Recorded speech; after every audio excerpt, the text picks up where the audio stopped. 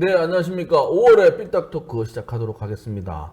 오늘 삐딱한 포차에 참여하신 분 소개해드리겠습니다. 이상조 청주시 의원님 오셨습니다. 안녕하십니까. 안녕하십니까. 네, 반갑습니다. 한재학 청주시 의원님 오셨습니다. 네, 반갑습니다. 안녕하세요. 네. 드디어 피고발자가 된 분도 한 분 계시고. 아니, 뭐 왔어요? 경찰서에서? 피고발자가 아니로 피고소인? 맞습니다. 아직 안 왔습니다. 알았습니다. 네. 아이고, 우리 저번에 그냥 정치적으로 해결하고 하면 좋겠다고 했는데 그건 잘 안 됐고 잘 이제 방어해지기 사실 정해지지 않았거든요. 뭐가요? 11명이 특정이 되진 않았는데 네. 사람들이 동영상과 사진을 보고 너는 100%다 이래가지고 제가 뭐 나머지 부정을 하지 않겠다. 나머지 10명은 모르겠으나 네. 우리는 감출 수가 없네. 네, 저는 빼박이다 이래가지고. 그렇습니다. 요새 의원님 어떤 의정 활동을 하고 계십니까? 계속 밖에 다니다가 이제 오늘 촬영하려고 왔는데 차에 보니까 이 겉옷이 있어가지고 이거 입고 그냥 왔습니다. 뭐 지원하는 게 상당히 어렵습니다. 이렇게 어려운 줄 몰랐죠? 네, 엄청 바쁘네요. 엄청 바쁘. 새벽부터 어디 환송 잘 갔다 오시라는 것도. 네네. 밤에 가는 경우는 뭐가 있어요? 밤에는 쭉 없습니다. 밤에는 그 주민자치위원회나 아니면 이제 다른 각종 그 직능단체 회의할 때 밥 먹으러 오라 이런 건데 식사요. 사실 그런 거는 이제 개인 일정이 있으면은 어느 정도 유두리 있게 대응을 할 수 있어가지고 큰 적이는 없는데 압박은 없는데 오전에 가는 거는 좀 되도록이면 가야죠. 그 아침에 예를 들어 여수로 어디 뭐 간다. 간다. 그럼 어디서 모여서 간다 그러면 꼭 가야 되는 거 인사하러? 꼭은 아니지만 가능하면 가능하면? 이제 가서 인사드리고 잘 다녀오시라고. 그러니까 이상조 의원님은 안 왔는데 예를 들어 한지학 의원님은 왔다. 네. 이러면 이제 비교되는 거예요? 그러면서 이제 이상조 의원님은 이상조 의원 어디 갔어? 이래가지고 뭐 개인 사정이 뭐가 있어서 어떻게 됐습니다라고 얘기해주면 차라리 난데 예를 들면 이제 뭐 사이가 별로 안 좋다거나 아니면 잘 모른다거나 이러면은 저도 몰라요 이러면 오해를 살 수 있죠. 그러면 이런 거죠. 아유 선거 때는 그렇게 번질나게 나오더니 의원 됐다고 안 나와? 얼굴 안 비쳐? 네. 근데 이런 거 이제 바꿨으면 좋겠어요. 그렇게 맞습니다. 잘 다녀오시고 본인들끼리 그죠? 네네. 오라가라 하는 거. 네네. 그 시간에 의정 활동할 수 있는 준비 시간이 네. 되면 좋겠다. 저희는 이제 동이 5개라 또 엄청 바쁩니다.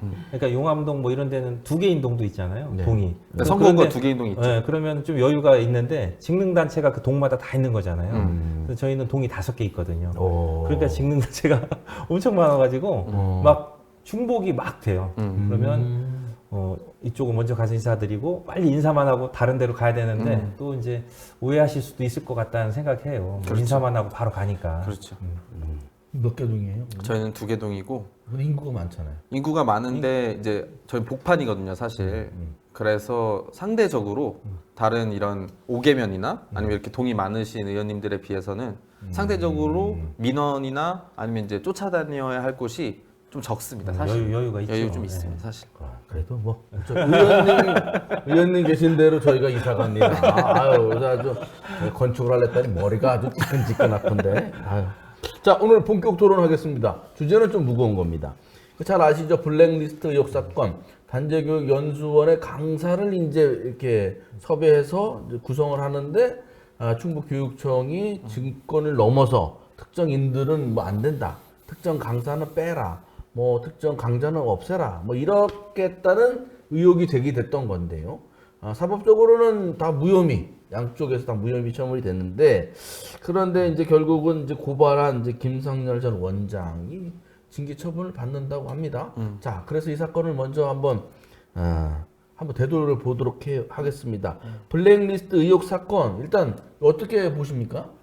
일단은 그 윤건영 교육감이 취임한 이후에 이제 전면적으로 쉽게 말해서 뭐 정권이 바뀐 건 아니지만 성향이 굉장히 바뀌었기 때문에 네. 본인이 하고 싶어하는 이러한 이제 교육과정의 목표와 지향이 맞는 사람들로 이제 구성을 하는 과정에서 그 이제 특정 명단에 대해서 뭐 추천을 했던 받아들이기에서는 또 압박이 돼가지고 이것을 외부에다가 노출을 해서 이것이 이제 부당한 압력이다라고 한 것이 이것의 사건의 이제 본질이고 그것이 노출이냐 아니 그 추천이냐 아니면 압력이냐라고 하는 건 이제 해석이 좀 달라질 수는 있는데 지금 이제 그것에 대해서 쟁점이 되고 있거든요.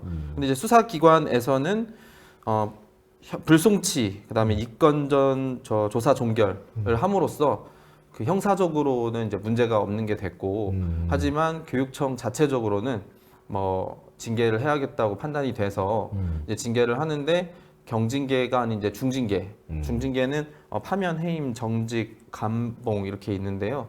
그래서 이 사태를 보면서 저는 한마디로 정리를 하면 사실은 어디 가고 감정만 남았다. 실체는 어디로 가고 감정만 나왔다. 그러니까 이제 형사 쪽으로는 교육청도 문제가 없고 그 다음에 이렇게 블랙리스트를 뭐 유출한 이런 것도 문제가 없다. 그러니까 강사 선임 권한을 침해한 것도 아니고 개인정보 유출한 것도 아니다.라고 하면 그럼 뭐야?라고가 되는 거거든요. 그래서 이제 그 이 건에 대해서는 이제 다시 다퉈볼 소지는 있는데 사실 그 다퉈볼 이 주제가 조금 다른 곳으로 옮겨 붙은 게 아니냐 이러한 좀 모양새가 지금 나오고 있습니다. 이 사건이 이제 터지고 나서 이성재 의원님도 여러 차례 이 건에서 얘기한 적 했지 않습니까? 네네. 이제 이렇게 흘러간 거에 대해서 어떻게 평가를 하십니까? 이게 이제 어떻게 보면 아무 문제가 없이 넘어갈 수도 있었던 거라고 저는 생각하는데, 왜냐하면 이게 이제 교육감님이 바뀌고 교육감님이 이제 어떤 정책에 대한 방향이 이제 많이 전 교육감님하고 다르잖아요. 네. 그래서 자신의 정책과 방향에 대해서 좀 동의하는, 아니면 그쪽 방향으로 좀 잘 할 수 있는 강사분들을 이제 리스트를 갖고 있었을 수가 있겠죠. 그분들을 추천할 수도 있는 거고. 그리고 그 전에도 이미 그렇게 했을 거라고 저는 보거든요, 충분히. 그러면 이게 그냥 그럼 기분은 안 좋지만 내가 나간 다음에 하든지, 굳이 내가 이제 얼마 안 남았는데 나한테 이거를 이렇게 바꾸라고 하냐. 이제 기분은 안 좋지만 본인들이 있을 때도 그렇게 했을 거로 추정되기 때문에 그냥 받아들였어도 될 것 같고, 그냥 알았어도 모르는 척하고 넘어갈 수도 있는데 굳이 문제를 삼아가지고 이렇게 된 거에 대해서는 좀 저는 이렇게까지 할 필요가 있었을까 이런 생각이 들기도 합니다. 네.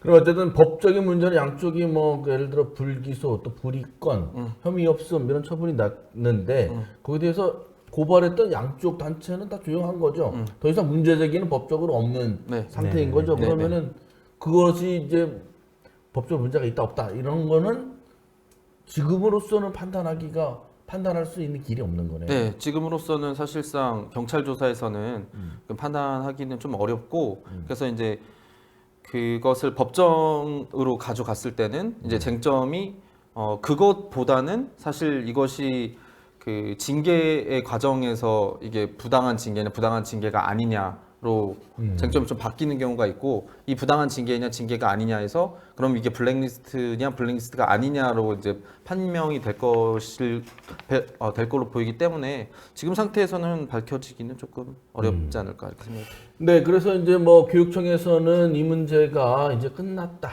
블랙리스트 이런 얘기 더 이상 하지 마라. 이런 류의 이제 보도 자료도 나왔습니다.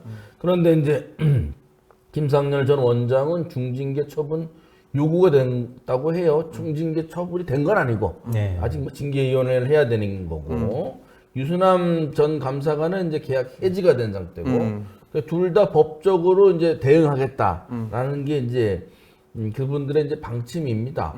제가 오늘 김상렬 전 원장하고 통화를 했더니 어깨 인대가 끊어졌다네요. 그래가지고 이게 수술 받고 또 재활도 해야 되고 심신이 상당히 좀 곤란한 상황인 것 같은데요. 어쨌든 케어를 빌겠습니다. 그런데 어쨌든 이것에 대해서도 적극적으로 대응하겠다 이런 이제 얘기는 한 상태입니다. 그렇다면 아까 말씀하신 것처럼 블랙리스트 의혹 사건은 교육청이 바라는 대로 끝나지 않은 겁니까? 저는 끝나지는 않았다고 생각합니다. 끝나지 않았다. 네. 예. 왜냐면은 이것이 그 경찰 조사에서는 둘 다 무혐의가 났지만 이것을 다른 쪽에 이제 징계하는 과정에서 이것으로 말미암아서 징계가 올라온 거잖아요. 네. 그럼 이게 실체가 무엇이냐? 이게 블랙리스트냐?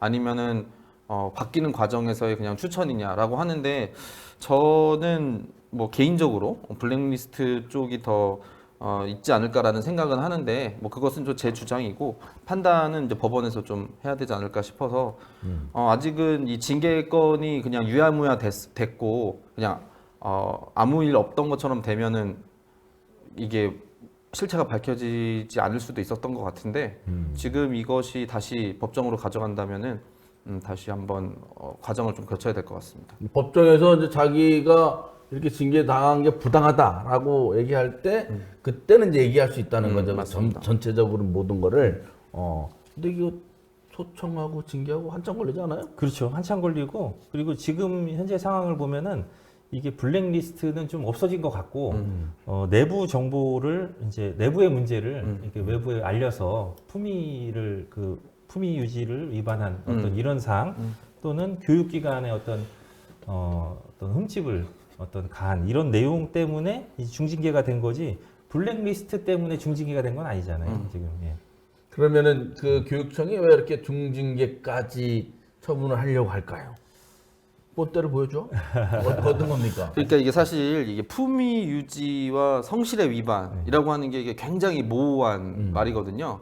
근데 제가 볼 때는 그 사실 내부적으로 해결을 할 수 있었음에도 불구하고 밖에다 유출을 해서 마치 교육감이 문제 있는 것 마냥 망신을 줘라는 것에 대한 좀 약간 감정적인 대응이 아닐까. 괘씸죄 가능성이 그- 높다. 그럴 수 있죠.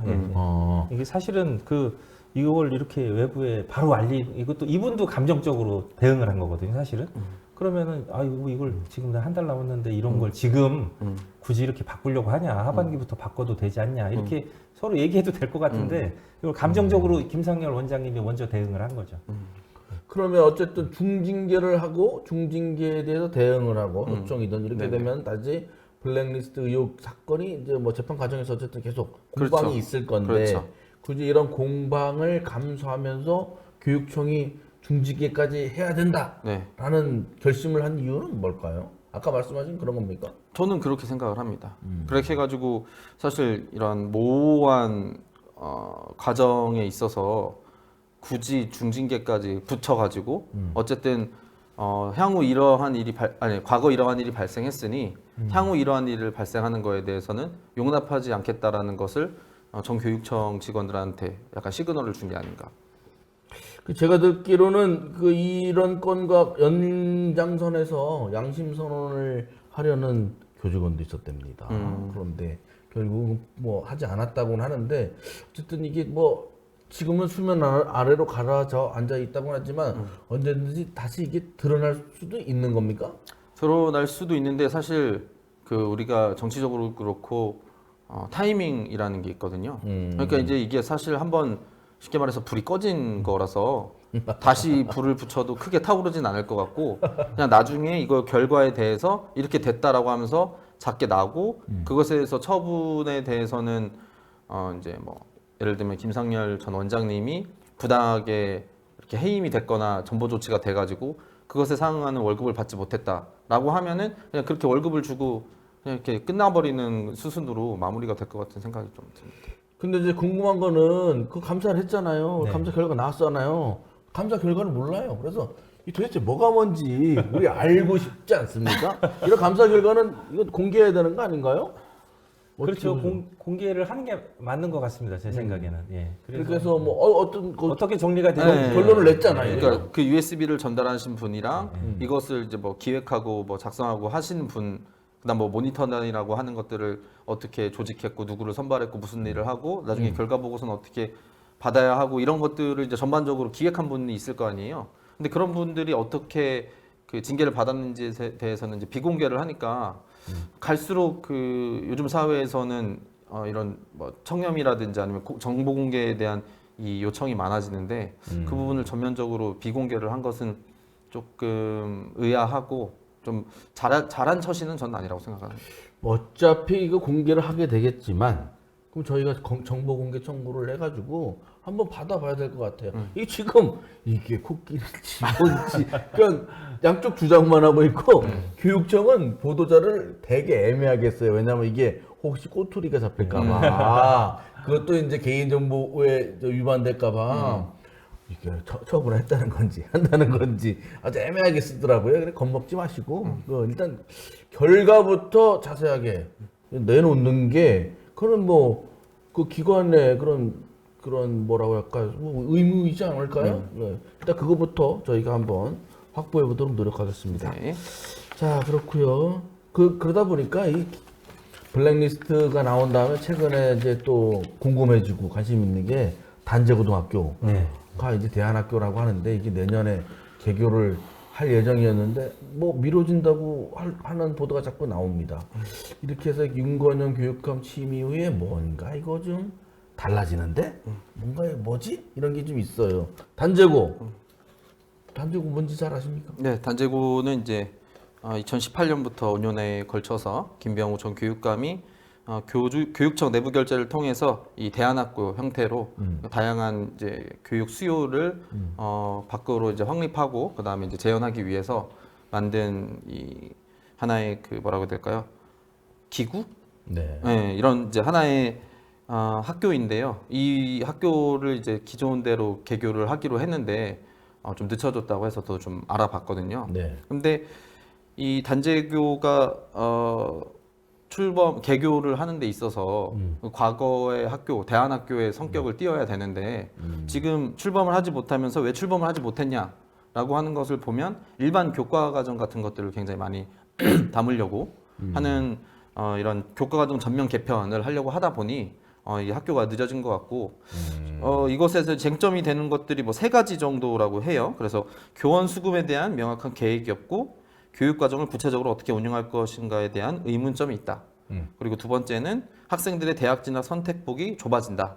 그리고 3번째는 작년 12월 국가장 회의에서 단제고 전면 재검토가 이미 결정이 됐다라고 얘기를 하는데 저는 이 부분에 있어서 다 조금 의문스러운 점이 많이 있거든요. 그러니까 이 단제고를 대안학교로서 설립하면 본 취지가 무엇이냐를 본 목적이 무엇이냐를 따져봐야 되는데 이 문제가 있다고 하는 3가지를 보면은 이게 대안학교인지 일반 학교인지에 대해서 구분이 가지 않는다. 아, 그러니까 교육청이 몇 년 된 거라면 이게 네. 추진해 온 게 2018년부터 5년 오고 됐죠? 내년에 개교해야 되는데 지금 그러니까 작년 12월에 전면 재검토를 네. 이제 해야 되는 이유가 뭐 학교 애들 선택폭이 적고 교원 수급이 어쩌고 뭐 이렇게 했다는데 그게 그동안 안 됐다는 거밖에 더 돼요. 이게 좀 뭔가 납득하기 어려운데. 근데 이제 교육 철학이 종래는 어디냐에 따라서 이게 좀 달라지는 것 같거든요. 그러니까 이제 꼭 우리가 정규 과정을 공부를 하고 뭐 국영수사과를 해서 대학을 가는 거가 이제 학교 교육의 전부이냐.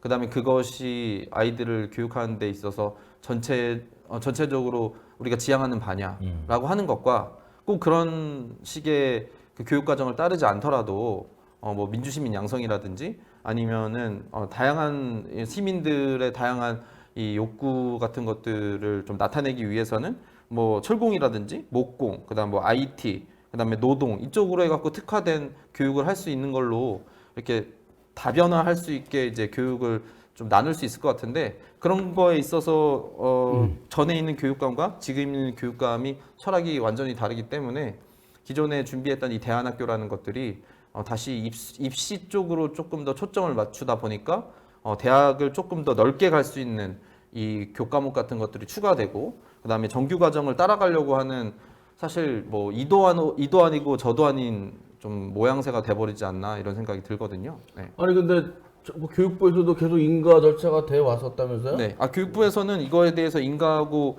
그 교육과정 바꾸는 거에 대해서는 크게 문제가 되지 않았다고 얘기를 하고 있어서 이 세부적으로 조정하는 거에 대해서는 좀 우리가 개입할 사안은 아니다라고 하는 모습을 좀 취하고 있거든요. 우리가 개입할 건 아니고 자체적으로 네네. 잘 하라. 그런데 이렇게 단제고등학교가 뭐 가덕 중학교를 리모델링해서 한다고 하네요. 가덕에 한 100명 되는 학생들이 가면 가덕도 활성화될 텐데. 내년에 3월에 개교한다는 게 지금 보니까 뭐 1년 최소 늦춰질 것 같은데. 네. 이거 제때 개교 될까요? 이런 식이면? 이게 이제 개교를 안 한다는 것이 아니고 이제 그 정규 교과 과정을 추가해서 네. 거기를 졸업한 학생들이 선택의 폭을 더 가져갈 수 있게 대학을 진학할 수도 있고 또 아니면 거기서 배운 어떤 아까 말씀하신 뭐 목공이라든지 철공이라든지 뭐 다른 어떤 뭐 예체능 활용해서 사회에 진출하든지 이렇게 선택의 폭을 넓게 하는 게 더 낫지 않냐 해서 그런 것들을 추가하다 보니까 이제 개교가 1년 늦어진다고 저는 이렇게 들었고요. 그리고 그런 방향은 저는 괜찮다고 생각합니다. 왜냐하면 지금 그 가요계에서도 유명한 뭐 서태지라든지 김현식이라든지 이런 분들도 고등학교 다 중퇴로 알고 있거든요.